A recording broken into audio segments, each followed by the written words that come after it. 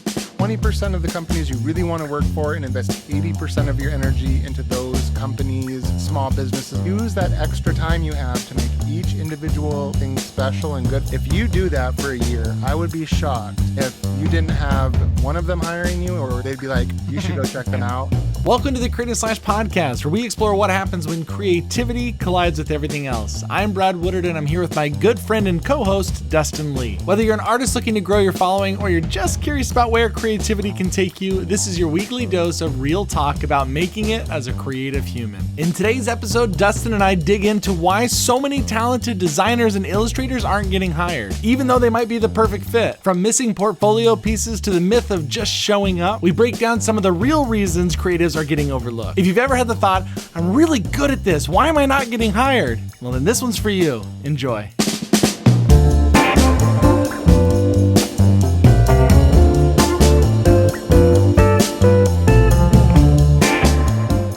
Well, how are you, Dustin?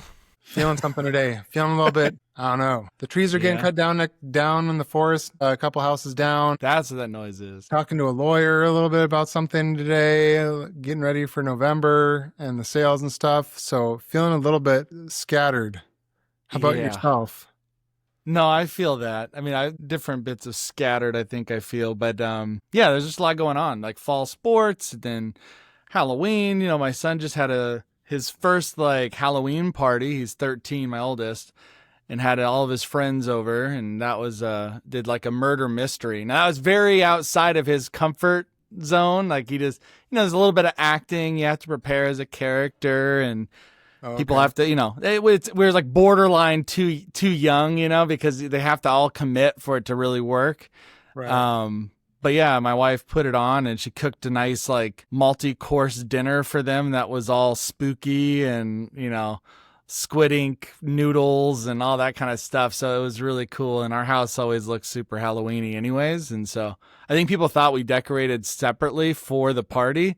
And I was like, nah, this is just how it looks from September on. Okay. So there were spooky thing. It wasn't just like your house, like someone walked in and your just natural aesthetic is The Nightmare Before Christmas. No. Well, it's funny. There are a lot. My wife gets a lot of grief from her sisters and things, because, they're very opposite aesthetically. My wife likes more the macabre, and so she'll have skulls and things and lots of plants and mushrooms, but then there's lots of skulls kind of hidden throughout, and bats and little ghosts and things. And there's a few of those that are there year round. And so when we decorate for Halloween, it's you don't have to tear down everything. There's a lot of things that can just stay there. Yeah, true. All right, I'm actually putting this hat on. My hair is so short for people that are listening. It's buzz cut, and so it's at this really weird length where there's nothing you can do. It's that length where even with a hat, it looks like maybe you should be in the Make-A-Wish Foundation or something like that. There's something. You're hiding something. But anyways, so there was a Halloween thing. Yeah. There's a Halloween thing. Yeah. Oh, but I have to tell you a really funny story. So my father-in-law was in town during all this, and he's a real early riser. Mm-hmm. 3, 4 a.m. It's just clockwork. And even when he comes with us, by the time we get up on it's a weekend usually when he comes and visits. And so by the time we get up around 8 a.m., that's sleeping in for us for the weekend. Yeah. We get up and he's been up for 3 or 4 hours. This guy's already had his day. He's already gone to the store. He's already gone to Home Depot because he always helps me with. It's already technically lunch for him as far as. Oh yeah.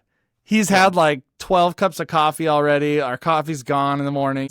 Done everything. Knowing this, I should have been a little bit more aware, but I was so out of it. I was so tired from this party thing that had gone on. I was just talking about the Halloween party. All the kids, kind of stayed late. And so we ended up staying late. Well, in the middle of the night, I had woken up. I had I had to go to the bathroom, and I had a sore throat. So I was oh God, groggy, got up, and I heard this big banging noise. And I was oh my gosh, in the middle of the night, you're thinking, this is an intruder. You're not thinking clearly. So I was there's some, somebody breaking into our home. And I kind of got in this little panicky mode. And so I went through the house and I went on the far end. So he was on the far end of the house, in the family room, guest room. And I went and I checked all the doors, I checked everything. And I was like, there's like this little thought in my head, maybe he is awake, and he went outside. Maybe that was my father-in-law, because he does get up early, but I didn't look at the clock. It was just felt like it was the middle of the night. So I looked out the window. I tried to look at his truck to see if the lights were on. Maybe he was out there. I looked to look into the detached garage to see if he got into the bathroom in there. The doors were closed, lights were off. And I was like, oh my gosh. And then I realized that the door was slightly ajar and unlocked. And it made me panic. So I did like a whole search of the house, checked all the kids, locked the doors, locked every door in the house, made sure everything was all sealed up, kind of peeked in his room, just didn't creep on him. I just wanted to make sure I didn't hear any movement or anything. So, okay, that's it. I went back to bed. I don't know, maybe like 4 a.m. is when I woke up again to someone banging on our front door. And it scared the crap out of me, because I was like, abruptly woken up, somebody banging on our front door. And I ran to the front door, and sure enough, it was my father-in-law, and he was sitting out there on the front porch. It was pouring down rain, and I let him in, and he goes, oh my gosh, you wouldn't believe it. I got locked out of the house. I locked myself out of the house. And it's important you hear that he said those words. He said, I locked myself. I don't know how I did it, but I locked myself out of there. I was like, man, that's wild. I don't know how you did that. Like, how in the world did you lock yourself out of there? And I was not about to try to like piece that all together or figure out how to word that. Did you say that you locked all the doors? I locked him out. Because I looked around. There was nothing to indicate that he had left the house or anything. I just thought there was an intruder in the house. I just heard something big bang. And so I went and I locked all the doors to be sure before I went back to bed. And then I don't know how long it was, but he was sitting out on the porch in the middle of the night, I guess early morning, and knocking away. And then he's like, I've been calling everybody. I've been going around to all the windows in the house and banging on them, and nobody was waking up. And I was just so happy he didn't bang on my bedroom window. That would have freaked me out even worse. But he was sitting out in the front, and I had to try to explain to him when I went back to bed after that, woke up, we were eating breakfast, and he was just going on and on and on about how he got locked out. He feels dumb. He locked himself out, and he couldn't figure it out. And I couldn't play dumb anymore. So I was like, hey, so let me just explain. And he's like, don't tell me you locked me out. And I was like, oh yeah, I kind of locked you out. But he must have known on some level. I mean, you think he was trying to set me up by saying it so much? Like, man, I guess I'm so stupid for locking myself out and waiting for me just to own up to it. Yeah, it kind of sounds like he was. Like he didn't want to accuse you. Yeah. But he's like, you better say it, Brad. You better say it, because I know you did it. Oh, yeah. So he's not going to let me live that one down, I don't think. Yeah. But yeah, that was my awkward moment of the month, I guess.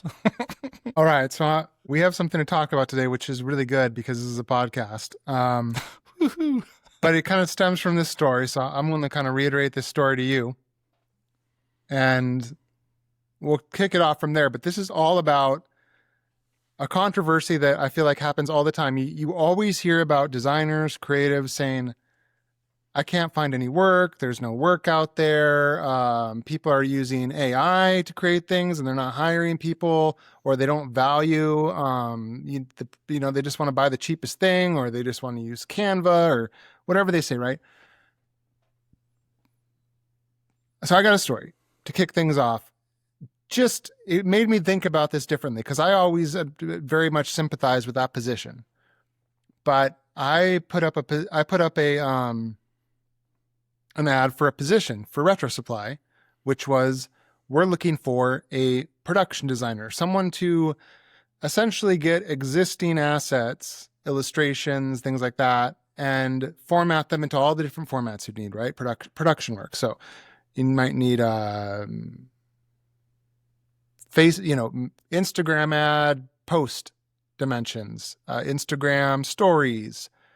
Maybe you need assets broken up for reels. Maybe you need them for your website, for your YouTube channel, for product instructions, like or website assets that look good on the websites or in banners or things like that.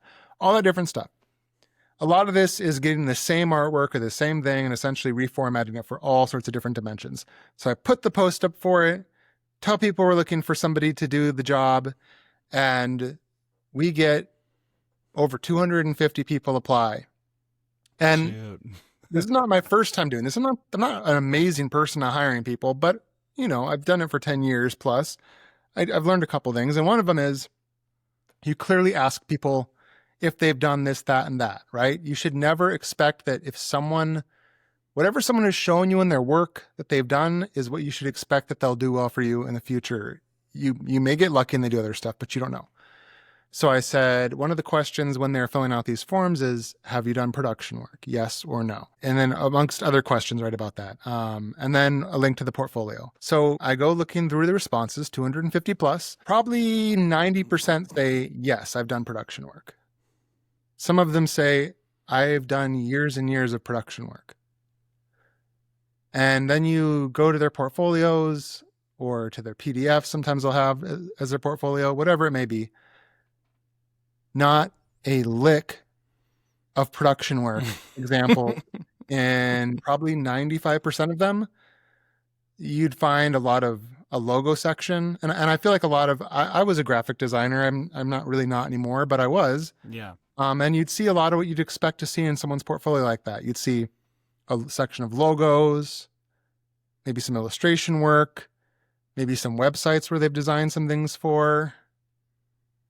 And then typically there's these kind of projects that you really feel like they probably should have just cut out. They shouldn't even be in there. That can often be things like a one-off post, everybody's got or those. like some sort of health company, or a one-off flyer or page spread for lawnmower company or something that you're just like, just take that off. They probably held it to be something, held it to something precious or something. They enjoyed one part of it, or they were like, maybe this would get me into something else that I don't normally get into, Right. Yeah, and I'm totally cool with, like, that makes sense to me. Like, I'm not judging any of that, but like, I think out of the 250 plus people, I think our short list is probably around 12 people. Maybe 5 of those super strong, very specific examples of this kind of production work we had described to them. And it really made me think about how many of these people might say, keep applying for stuff. Like, I applied for that job at that thing. I was really hoping to get that, and I didn't get a response back. And, it's just, no matter how many places I apply, I don't get work. And it made me like, yeah, but like, of course, if you're going to pay someone a lot and you're putting your business into their hands to make assets and stuff like that and make you look good. Yeah. And they tell you, yes, I have experience at that. And then they give you a link right below that to their site. And there's no examples of it after they just told you how rich their experience is in it. I don't know what other outcome people would expect. I'm supposing that they would think you might see some of their logos and different things and think, well, of course they can do production work, which I think is really unfair to production artists or production graphic designers, because it truly is a skill. It's not just cropping things, or something like that. Yeah. So it sounds like I'm kind of complaining about this. I think it's not so much that as much as like, I want to hear like your perspective and listeners' perspective. Like, reach out to us on social. Like, let me know what part I'm misunderstanding, or if there's like a lesson here. Like, how does this happen, Brad? How can it be that people need work so badly and then they don't go to the trouble of putting some production work onto a site where they just applied for a production job? I feel like there's probably two things probably that come to mind right off the bat. Would be, the first one is, when people are applying for production work, I wonder how many people are just, or any job, I guess any design or creative spot, we hear the advice all the time to just fake it till you make it. I'm not saying everybody that said they did and don't have anything to show, but it's not even aren't faking doing it because they didn't even put some pretend fake production work up. I know, but I think the sentiment is still like, I mean, I guess it still would work, if you're going to say like, maybe you looked at their other work and were like, okay, they're very talented as designers, like in general, they're talented designers. And I know that doesn't speak to everything that a production artist does.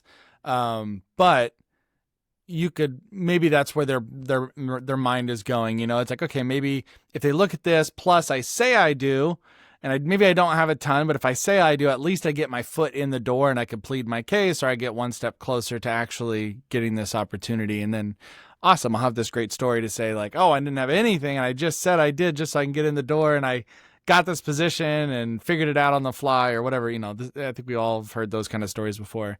So maybe there's a little bit of that. Also, I don't know, I'm not a production artist, so I'm trying to think of what that looks like in terms of like, what are you looking for in that portfolio? Is it maybe like, I know of production artists who like, they work on full campaigns, you know, it's like, let's say. Is it production artist or production designer? I think I called it production designer, I believe. Yeah, production. Well, I mean, I'm sure there's both. I'm going to look it up right now. Just to make interchangeable, sure. Maybe. I use them interchangeably, but maybe that's wrong. Production. When I think of production artist, I think of like someone doing art for like shows or like cartoons or Disney ship movies or something like that. Yeah, let's see. Production. I mean, I know you're looking for a production designer, but it says a production artist is a technical role focused on preparing designs for final output. So, okay. And that can be like lots of different things. So anyways, yeah.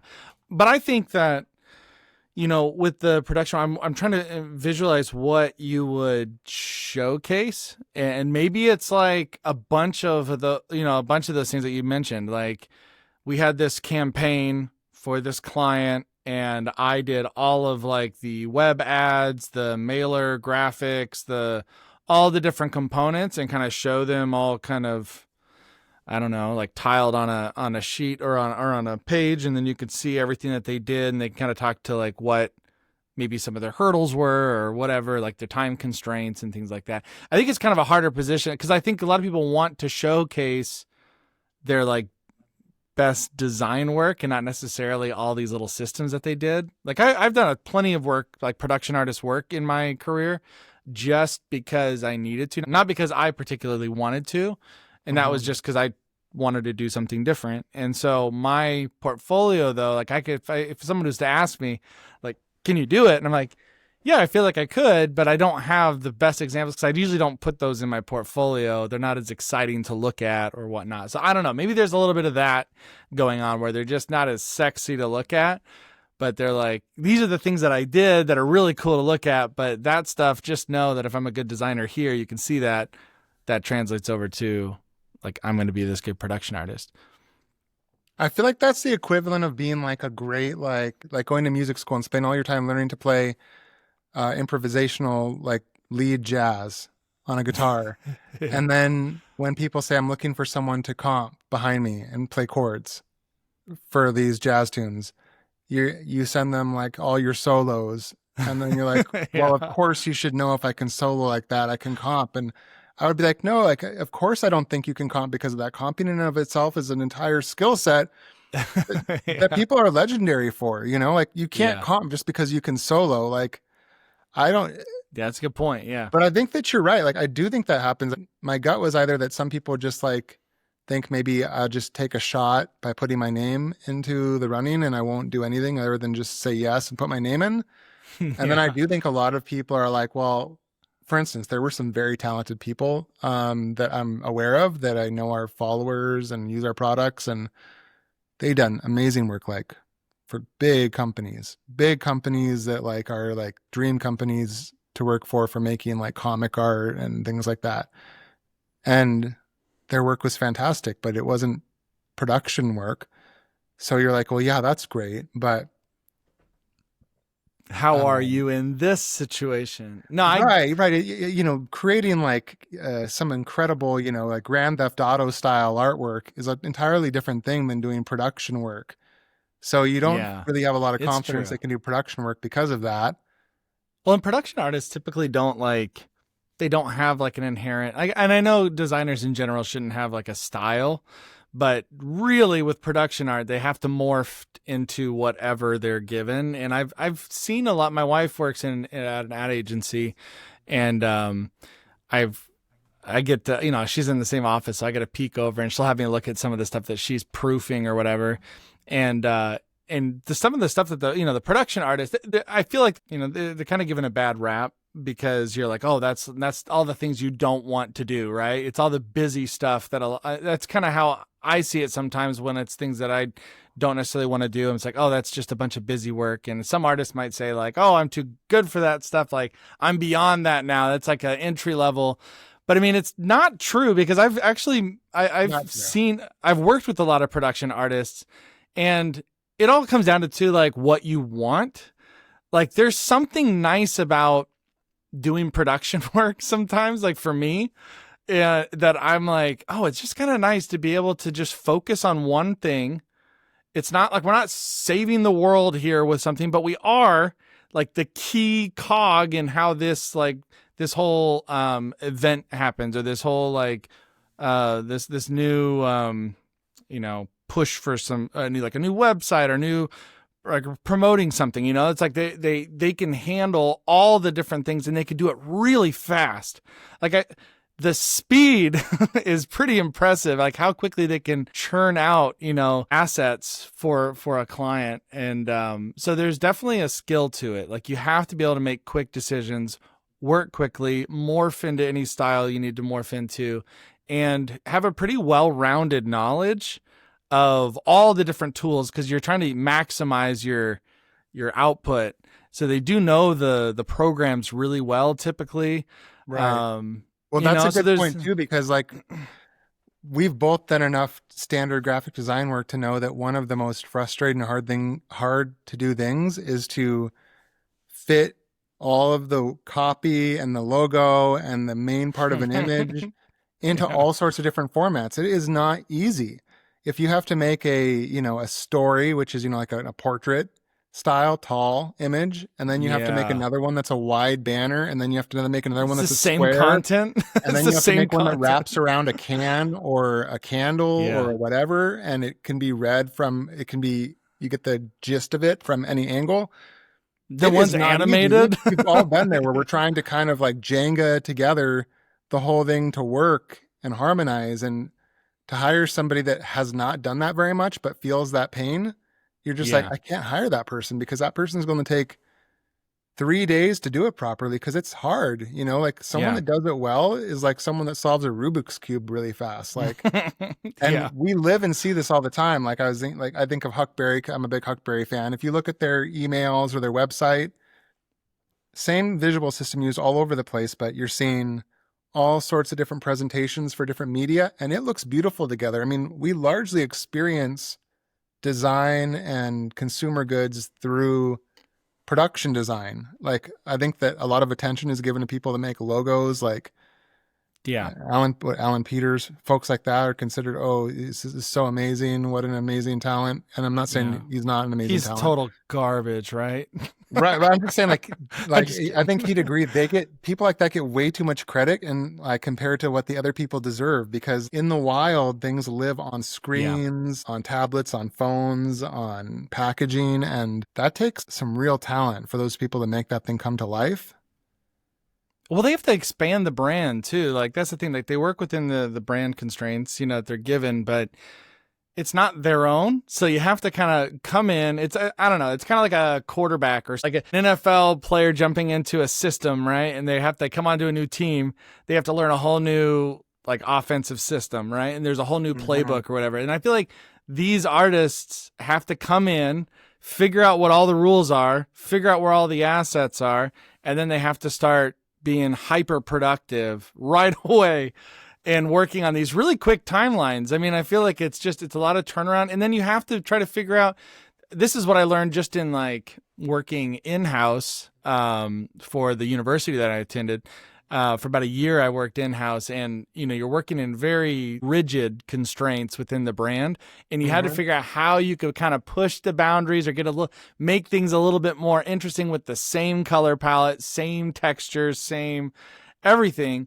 I feel like it's kind of hard to not just like make everything look, like all the different ads and things that kind of look exactly the same. I do that on my own. I have such a hard time like putting up ads for like a sale or something that for like Brave the Woods, if I was doing like products, and I dread doing that. I dread just coming up with like some of the, when I go to an event or something and then I need to have some artwork put together to kind of like showcase or just announce, the event. And I really don't like doing it. For a while I was like, why am I wasting my time doing this when I can do the high level stuff, but at the same time, to be able to do it well and to organize the information and to make it interesting and work and all the different aspects like you had talked about, it's quite a skill. And I really appreciate when you have someone that knows what they're doing in that regard. And they're not just another designer like myself thrown into a production role where it's like, oh shoot, now I need to, I'm not the most efficient when I use my tools, even myself. You know what? Massive props to these people. Like if you're like listening and you do production work like that, massive props to you. And if you're listening to us talk or like you see these other people, I'm like, man, don't get down. I feel like people are not giving these people enough credit. Like they should be celebrities in like design and celebrities. Is that a word? Can I invent that word? Sure. Creative ebrities. They should do that as much as anyone else because it is amazing. It is amazing work. It is an amazing talent. And it takes an amount of like wanting to give back and be in service to others, to the company or to the movement or the cause. And it requires less ego. How much ego does it take to decide you're the one that makes the logos and all the big pictures? Yeah. Dude, it's so I'm going to make it. So many people. And then I'll hand it off to everybody else that they have to follow my rules. Yeah, dude. Like, I mean, I'm joking, right? But like, seriously though, like it takes like a massive amount of like self-centeredness to make logos, illustrations. And I'm saying this for myself too, right? Like I'm making products and a podcast. Anyway, these people deserve way more credit. It takes a lot of ego to decide like, I'm the one to like make the logos for brands and do all of this kind of stuff. And then I'm going to put it up onto Instagram and I'm going to do all this, or I'm going to make illustrations and they all get featured and it's all under my name. Like, and I say that as a person that participates in that, man. I'm so into myself. Like I so think about myself all the time. I literally decided to like make a podcast and then like talk a bunch. I did one before this, like for 5 years. So I'm not above this. I'm just saying like these people that are production designers, it really takes being able to like step back and be in the service of like the thing you're doing. And I would argue there is like a style to it. It's just not a style and they choose the colors, they choose this and that. I've noticed like I saw some good ones, man. Like there was one from like Threadless, for instance. Oh yeah. You realize looking at it when you're looking at all the different like little, boxes featuring products and the merchandising and the lifestyle images and how, just how it's all cut different ways to fit. And you're like, yeah, all of that harmonizes together because someone followed the rules and really cared and put it together and it looks great. And that is how you experience the site. Yeah. So props to it. So props to the people that do that. For sure. So when you were getting all these, entries there, what were the ones that you latched onto? Because you were saying like most of these didn't have examples of the production work, but what kind of good examples did you find that you were like, oh, I need to talk to this person more? Yeah. So you'd find people who either had a position where they worked in a position and literally did that for a living. Like, and maybe they didn't do it anymore, but you could go to their portfolio and they'd be like, this company. And then you'd see tons of examples of them doing it for different campaigns or different seasons. And is it just all the like tons of little elements and assets that they did for that campaign? And it'd be kind of like all gridded out in their like online portfolio. And then it would go to the next section and have another one of them and it would be all gridded out showing. So you could envision, here's how they might look if they do my ads for me for different devices. Here's how it's going to look on my website if they do it. Can they make it all look like it's tied together? When you own a small business, like both of us do, you want everything to tie together. So you're like, can this person tie everything together and do it relatively fast and make it so I can just drop things in without having to edit every little thing to make it up to my standards, right? So you'd see a lot of that. And typically they would drop you right into a place where you can see that kind of work. The people that you ignored, like where you'd click on what they said to go to you'd land on a homepage, you'd see logos, illustrations, packaging, whatever at the top, and then you'd start your hunt, and I kind of had a mental timer, like 90 seconds. I'll hunt through their navigation, hoping I can find production work. Yeah. And if you didn't see it, you just left. And sometimes you might find some real vague 1 or 2 example thing, and then you just be like, oh, okay, I'm going to go. There were people where I'd like highlight them and be like, remember this person, note this person for the future. Like they'd be a lot of fantastic artists, a lot of fantastic designers. And I'd highlight them and be like, remember them for the future and come refer back. But that has nothing to do with this right now. And I think that part of also what you think too is, we both talk a lot about being really busy as you're getting older and running a business and have kids and stuff. And I think a lot of people feel like, well, I didn't even hear back. But part of you feels like, well, you didn't even send me to the right section of the site. You didn't even prepare anything for me. You told me that you had experience, but then it looks kind of like you're being deceptive or you're not being totally honest because I can't find it. So why should I write you a letter and explain to you what I thought or what's going on when I feel like you didn't do the courtesy of like being honest with me about what you did or sending me to the place where you show examples of your work, Yeah. I don't know. I being like, I feel like I'm turning into like the man that screams at the kids to get off their grass or, punches his hand into the sky, his fist into the sky. Yeah. No. It's what you're experiencing, right? So it's fine. It's your experience. But I think that, from the creative side, I think about this actually. I'm trying to. This is on topic.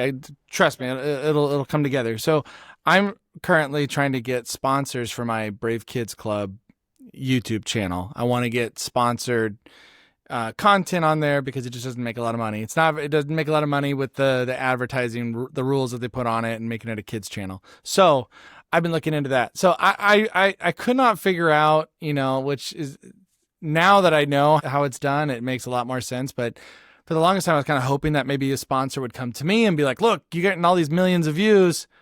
We want to sponsor it. And that does happen randomly, but not consistently. And probably not the best partnerships are formed in those kind of situations. Cause it's really, when they come to you, it's, they don't have it super tied down. They kind of just shotgun it out to a lot of different creators. So it's not custom tailored fit. So for both, this actually goes both ways. So when I get those emails, I most of the time just shut them down because I'm like, you don't even know my audience. Like you just want me to showcase your hunting knives. And I'm like, this is a kid's channel. Like why would you even why am I going to go and make a little thing for your hunting knives? So that doesn't make any sense.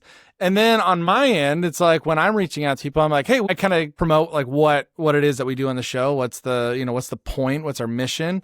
And it's like educating kids about the world around them. And we do that through art and science and storytelling and things like that. But I could say those things, but if I don't show them how that's going to work, or I don't give them something to work with, then it's really hard for people to have an imagination because they don't have the time to sit there and be like, oh yeah, let me sit down and think about how we would be a good fit together. So for me now, I'm putting together pitch decks for every company, and I'm being more methodical. I'm not just shotgunning it out to a bunch of different companies. Now I'm being a lot more mindful about who I'm reaching out to because I want to make sure it's a good fit. And then I go in there and I have to write exactly why I'm a good fit and give them an idea. Say, look, if you were to do something together, this is the idea I had. This would be a great episode we could do together. So how does that all tie back? I feel like that's the same thing when you're trying to reach out to people. I feel like it's so easy to just shotgun out a bunch of resumes and CVs to these companies and just pray one of them sticks, but you don't put much energy into any of them. And I'm guilty of that just as anybody. A year and a half ago or something like that, I found myself like in a really tough spot with the business a couple of years ago. And I was worried that Brave the Woods was just not going to be a full-time thing anymore for like the first time in like a decade. And I was getting really nervous. Yeah. Yeah. And so I started to look for work, and I'd kind of gotten to this weird spot where I wasn't really hireable in the things that I thought I was hireable in. But I just kind of shot out things saying like, oh yeah, I want to be an art director. I want to be an art director. I want to be a designer. And my portfolio didn't showcase a lot of those things, and I tried to go find them. I just hadn't done so much of them. I've done them in a little bit in a lot of different ways, and I'd done some big projects that I just didn't have all this stuff for. But yeah, I can see from an artist point of view, I'm guilty of that, where I've just shotgunned it out, and then I've been like, why isn't anybody even contacting me? I'm a good designer, you know? Right. And so well, I feel like funny maybe part is a they lot of missed the people that message. applied were good designers. Yeah. It's not like you're short on good designers. You're just short on designers that in any way prove to you that they can do what the task is. And how do they fit? Like, how do they fit with you? So I feel like part of the excitement of like hiring somebody is you want them not just to be a good designer, but you want them to be a lot more specific to your own brand.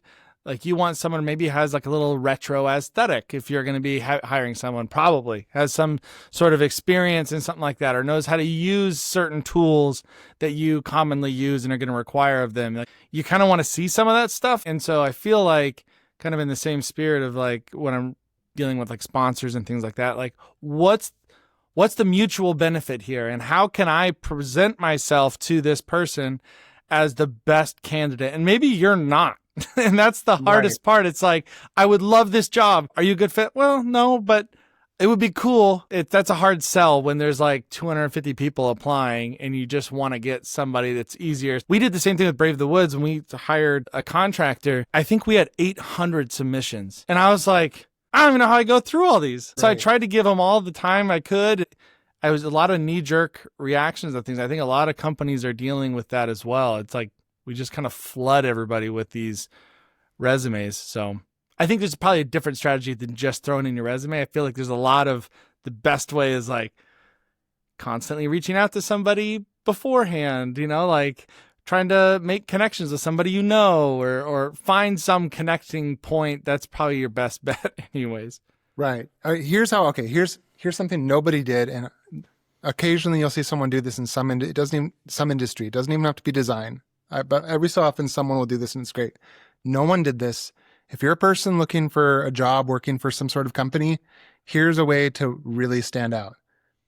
First, do 80-20 thinking, right? Get the 20% of the companies you really want to work for and invest 80% of your energy into those companies, small businesses, whatever they are.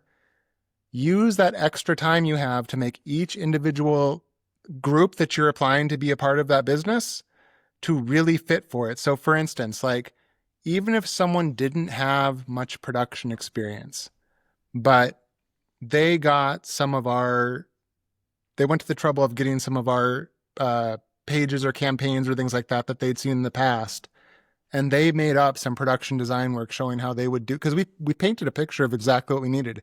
If they had made something showing how you can use it for your social, here's the dimensions of it for the email things, here's the things for this, here's the things for how to use it on your website, here's how long it took me to do it, here's the process I went through here, and this is the honest amount of time it took me. I think that it would take me about this long to get better. I'm willing to, negotiate a lower rate as I'm learning this because I'm new to it, but I love your business. And if you're open to negotiating a higher rate after X amount of time, I'd love for you to give me a try. That is an incredible sell if someone does that, because they've just made it so you can picture it. So help the company you want to work for, picture how you are going to benefit them. Don't make them bridge these gaps. Like you put it really well, Brad, when you said, it's not that they aren't creative enough to figure out that I could do it. It's that they don't have the time to be creative enough to figure it out. So do the work of being imaginative and painting a picture of what it would be like for you to do that job for someone. And if you do that for 20% of the people that you truly want to work with, and you truly think that you can actually bring something unique to the table that other people can't, I don't think it would take that long to get a position, because I'll tell you what, I didn't see a single person do that. I saw some experienced people that definitely are people I'm willing to talk to, but I didn't see anyone put that kind of effort into it. And man, if I did, they'd be right at the top of the list. And if you feel like, well, I'm putting a bunch of work in and I'm not even getting paid for it, okay, well, that might be true. But also remember that once you get the job, you're going to put a bunch of time in not doing very much when your employer is going to pay you for doing very little. We all know that there comes times when you work for companies and there's slower times and you're chilling and you're drinking coffee Yeah. and you're doing this and that, right? There's just not as much work. Like by definition, companies have busy times and slow times. So in that same way, like employers like do cover that cost too. They understand that sometimes it's going to be easier for you and you're going to have little to do. So just assume that you're doing a little bit of the upfront load for when you finally do get that job you love. You're going to be able to chill and your employer is going to know like you're all good. I've had all sorts of people work for me and it always happens. There's always times when there's not much to do. And when someone kills it, like in the times when you need it, you just don't care. You're just like, that's fine. Like, because when it comes to the right time, it's great. I can see you thinking something about that. Do you disagree? No, it just brought up a funny, I'm sorry for anybody who doesn't care about The Office, the show. It's so relatable. It just pops up all the time in my head. It's one of my go-to shows while I'm working because I can just listen to it. But it just reminded me of like that. There's a part where they're trying to hire somebody. They're going through like trying to hire a new salesman, and they're asking like, so what qualifies? Like, oh man, or no, it's the manager. That's what it was. It was trying to find a new manager, and they were asking him questions, and he was like, oh yeah, I got all these answers. And I think it was Will Arnett, to be honest. And he's like, yeah, I got this like 5-point plan, or I got this whole plan to be able to like, you know, to make you guys make more money and to do better. And they're like, okay, so what is it? And he's like, well, you got to hire me as manager before I could tell you that. And he like held everything close to his chest. You know, he wouldn't share anything. He's like, well, yeah, I totally share it. I just can't share it with you right now. I think it's funny because a lot of times we don't want to put out, you know, like the work. I don't want to solve some of these problems for him if I'm not going to get paid for it. But the ironic part is you're never going to get paid because you're not going to be able to give them any sort of hint as to what you can offer. And I think it's really good. This is good for me too, just to hear, because, you know, like I said, the last time I did like a whole shooting out a bunch of resumes, I felt like you just want to shoot out as many as you can. And It takes so much time to do it that it feels like you're just wasting your time. But I love what you said about just doing like the 80-20 thing, because then you could focus your efforts and be like, look, this is actually one that I could, because out of like the 50 places I applied to, there was probably 5 that I felt like were a really good fit, I just wanted to kind of cover all my bases. So, and those 5, I should have gone a little bit further and pushed a little bit further and explained to them and showed them, like, not just like finding examples of work that I feel like is like, that's one of the things you can do. You can curate, instead of just sending them to your website of all of your things, you could hyper curate maybe in a PDF or make a separate page just of those things that you think would be, that they would want to see relevant to whoever you're going to try to, apply for work for. So at the very minimum, make it as easy as possible for them to see, make the connection between what you have on paper and what they're asking for. Bridge that gap as quickly and as easy as you can. So you're saying some of these people, you had to go look for the link or try to look through their portfolio. That's a lot of time, especially even with just like 250 people. That's a lot of people to have to go through, look through, and try to do some research to figure out why they're applying. So maybe take some of that time off of the company's plate. Then also, I like the idea of trying to come up with something, because they're not asking you. I think it's different. There's a lot of like reservations around creating work for free, because usually when people are asking for it, right? They're like, oh, we're going to do this big competition and whoever's design gets picked or whatever. That's ridiculous. Or how about you do this free work for me? Then we'll see. But if you're taking that upon yourself and just saying, look, maybe there's something I can do. Have you ever had it? Maybe you've probably got this, Dustin. I've definitely got these for my, my business. People will send me emails, and then the ones that really get me to at least look further are the ones where they have a video, and it's a custom video where they've done like a screen capture, and they'll like walk through your website and they'll be like, okay, so this is what I'm thinking, and I would have changed this, and they kind of give you this free advice. Most of it's bullshit, but I don't even watch those. I feel a little bad now that you say that you watch them. I don't even watch those. No. I'd say recently I got one and I looked into it and I was like, oh, they actually put some time into this. And then I went online and I found out sheepishly that they do that for literally everybody. And it's not like, you know what I mean? To their credit, like the people that are actually on the video and you can see their face and they're pointing things out, I respect that if they're really putting in the time, because they did put time in, which right? Yeah, Technically, they that's could be what I'm like, well, getting that at. cost me money. I'm just working for free. Well, I guess you're working for free for yourself That's what I'm in getting at. investing in Yes. yourself, right? Like, but like good for them. But the people, like, I get so many pitches on things where it's clear that AI pulled things up from my LinkedIn account or something like that. It's Oh, like, no, I wasn't talking about those. I no, haven't no, I gotten know. You're those. talking about the video ones where it's real Yeah. people, and I Yeah. appreciate Yeah. those. But you also get those AI ones where they describe generic things, and then, like you said, then they talk about how they think that me buying a bulk amount of their outdoor pocket Yeah. knives will be good for my staff. And I'm like, dude, Exactly. you clearly don't know what's going on in this Yeah. company. But That's when you know they're just shotgunning it out there. the other thing about sending these great ones to just like 20% of the people you normally wouldn't doing a good job is probably 80%, I would say. 85% of the people I've ever hired to work for my business, not 80%, I'd say 80%. 70% if you're talking about like contractors that do like one-off jobs, are people that I've been recommended. So like Yeah, that makes Crystal's sense. doing work for me. Yeah. I know Crystal through many people. That's So my wife, by the way. right, If that's anyone Brad's listening who wife. So doesn't know. like I don't really need to look at a resume. I don't need to see anything. I don't need to see examples because I know, right? Or I've had lots of employees where someone vouches for them. I have one person that's a professor of graphic design at university, and they every so often will be like, "This person is amazing," and they're my friend. Like they like You trust their you wouldn't opinion. be a good friend if you kept sending over just like horrible people to somebody's Yeah. business, right? So like when like a good Yeah. friend is like, I think this person would be great for you, like you really take it seriously. So the Yep. point being The that editor for this podcast, I didn't mean to cut you out, but our editor, Clara, of this podcast was referred to me by an old professor of mine that I trusted.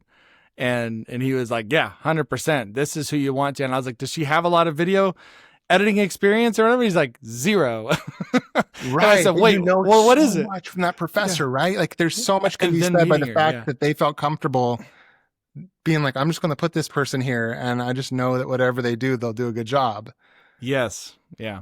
Well, And she does. And so if you're doing that, right, for these 20% of the companies that you're sending this, you're really trying to make things special and good for. Even if you do that like once a month for 2 or 3 companies and you spend maybe an hour on each one, a couple hours on each one when you have time. If you do that for a year, I would be shocked if you didn't have one of them hiring you, or if they didn't hire you, they'd be like, I don't know this person, but this person sent me this stuff. I've never seen anyone do that. You should go check them out. Because if I was hiring someone, I'd hire that person. Yeah. So you actually aren't just good sending advice. it to one. You're sending it to one who will then probably like mention you at least 3 to 5 times minimum over the course of the next year to other people that could hire you. And they'll say it in a really positive way. They won't just be like, oh, I've seen that email address pop up in my applications folder. Yeah, exactly. So why are you not using Canva? Like a lot of people talk about how they're losing their jobs to things like Canva or AI, and I guess there's probably AI involved in Canva, but I'm not super savvy with it. And this is not a slight on Canva. This is just or those people who do use it. But I'm curious, as a small business owner yourself, why aren't you taking advantage of those products? And why are you looking for an actual production designer when all these other tools exist and are super cheap and affordable? Yeah, that's a good question. Well, first of all, like most of them don't make a bunch of formats from the same style thing that you can use. So you'd be picking from all sorts of random things in different dimensions, and then you'd have to recolor them and adjust them anyways. Still work for you. Still a bunch of work to do it. And Canva is, their entire library of items is made from creators. And all of these creators are working for free. So they're making stuff, hoping that people will use their stuff in the application, and then they get some probably super small they get a amount of kickback money from that. if you use their design. So Interesting. the quality of the Canva things is only as good as their best designers that decide to work for free to create Canva templates. Like they don't have a big bullpen of the greatest designers in the world making Canva templates. They have all of the, people that can't find jobs doing anything else that are making side hustles out of making Canva templates. And they're not typically going to do it for all sorts of different dimensions. Not to say there aren't some, there are, and I'm sure there's probably some brilliant designers that are doing it, but it's just Canva, a lot of people hate Canva. I think Canva actually really does, if you build your own templates out in it, it's a great tool to say maybe you have a great social media person that does great copywriting or does something else. Or maybe you have a Yeah. production designer that makes something and now you need the person that does the emails to have a quick way to pop stuff into an email. I can see Canva being good for that. Like that's a lot easier Yeah. for someone that makes emails than trying to teach them Photoshop or something like that. But Yeah. you Or they still don't need have like people. a Like, I set think we brain. grossly overestimate AI for that kind of stuff. It really takes a distinguishing eye and experience to do it. It still takes.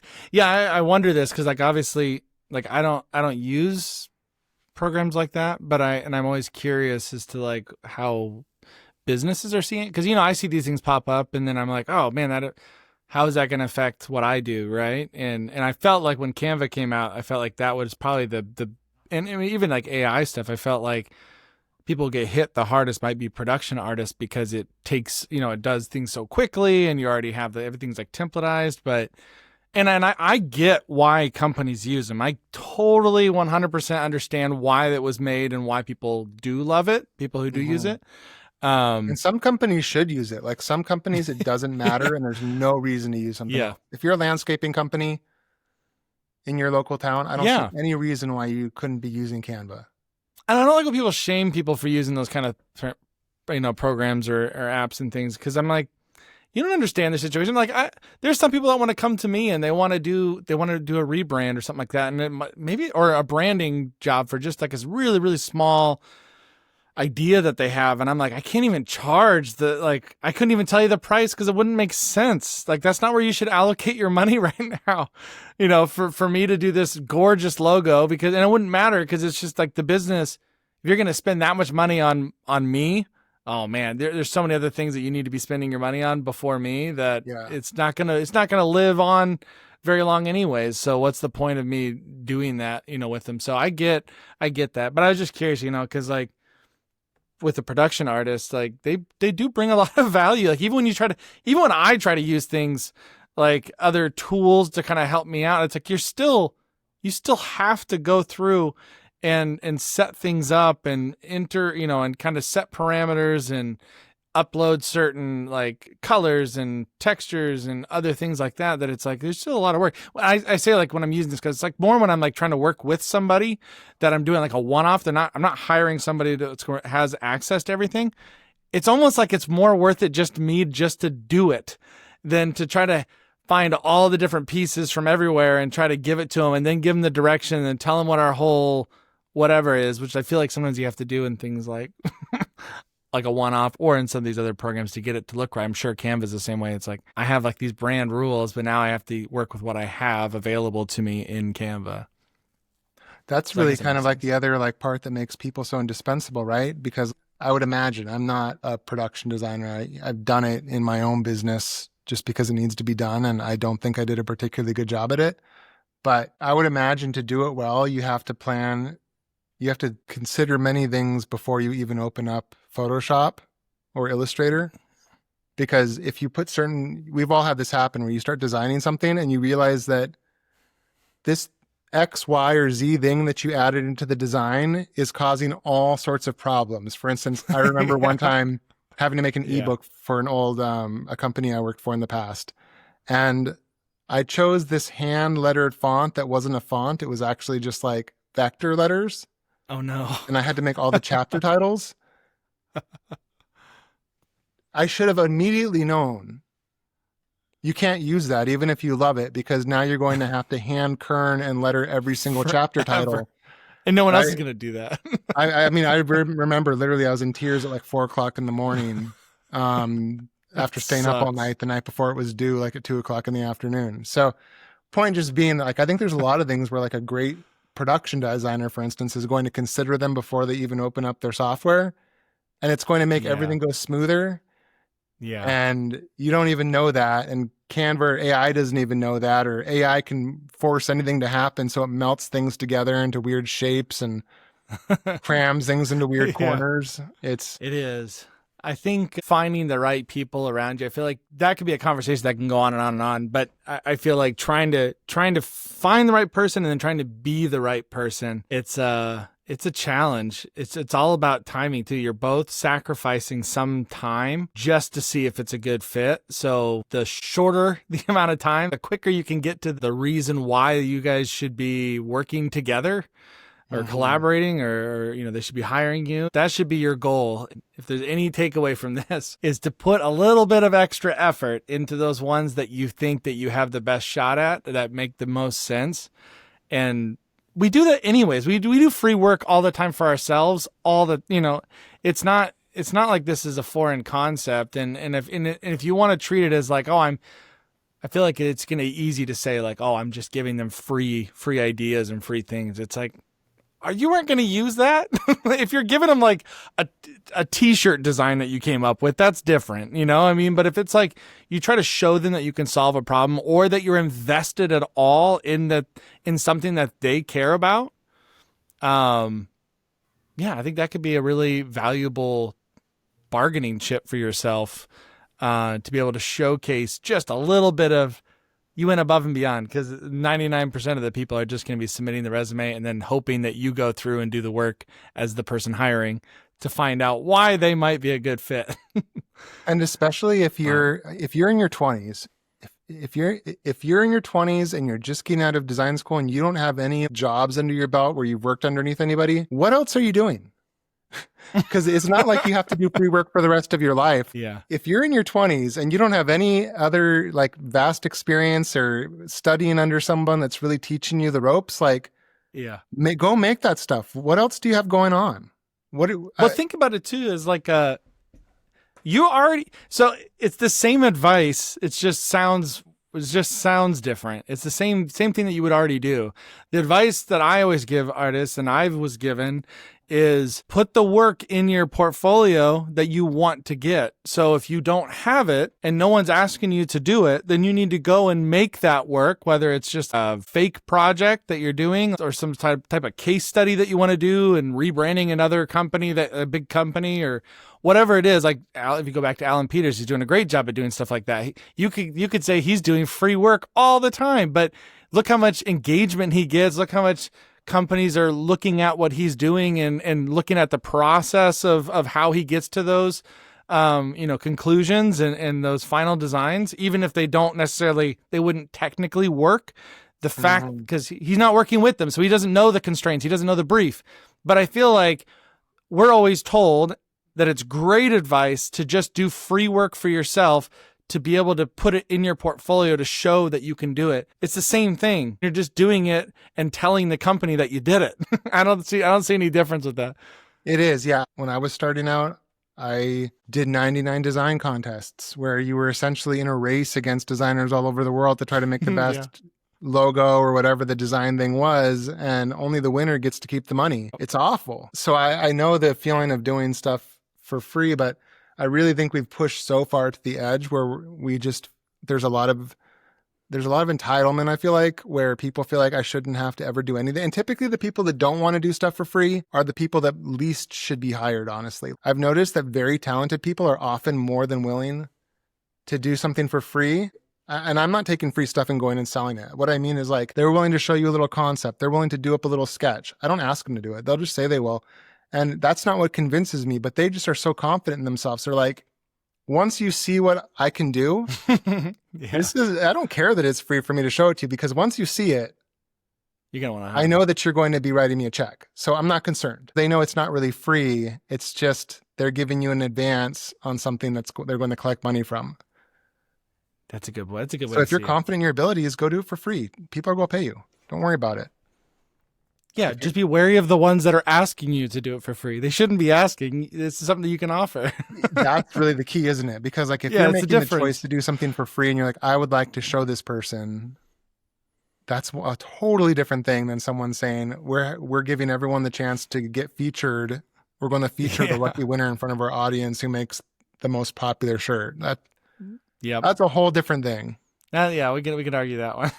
How bad that is for our industry. So, have you found anybody yet? Have you decided on anybody? Or are you still looking? We're actually desperately. I mean, so if anyone's listening to this and wants to, go look around. If you try hard enough, you'll find it. If you go message somebody from RetroSupply or something, we can send you to it. But No, we haven't. And the reason, honestly, is because there's like about 70 more people I need to review. And I don't want Yeah. to make a final decision before looking at those 70 other people. But honestly, we really need Yeah. somebody. I wish I could just hire someone right this moment and they would immediately just hit the ground running. Maybe I should. Maybe I shouldn't even review the other 70 people. All those other 70 people, they don't know who they are, I guess.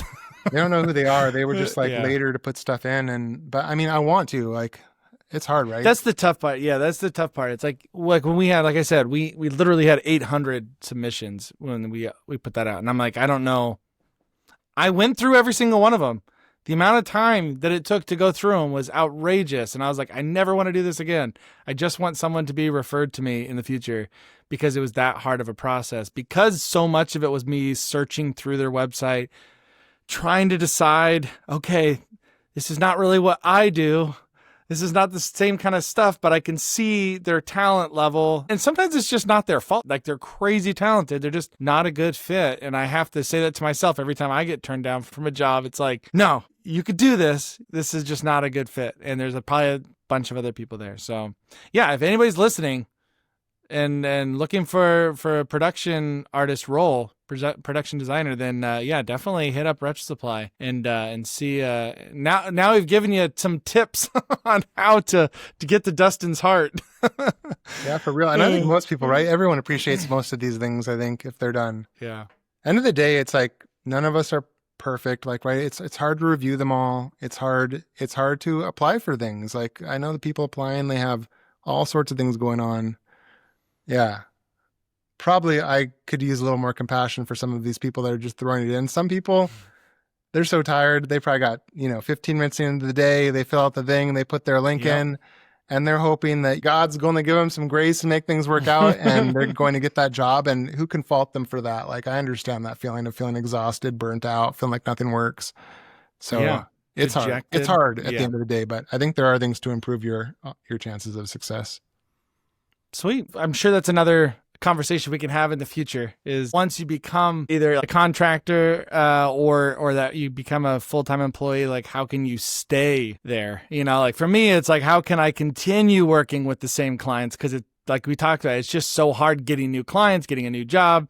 You want to keep the relationships that you have. So let's save that one for another conversation. I feel like that would be a good one and something that I think about frequently. Yeah, 100%. That's a great conversation. All right. Well, thanks for listening, everybody. And yeah, we'll talk to you next week.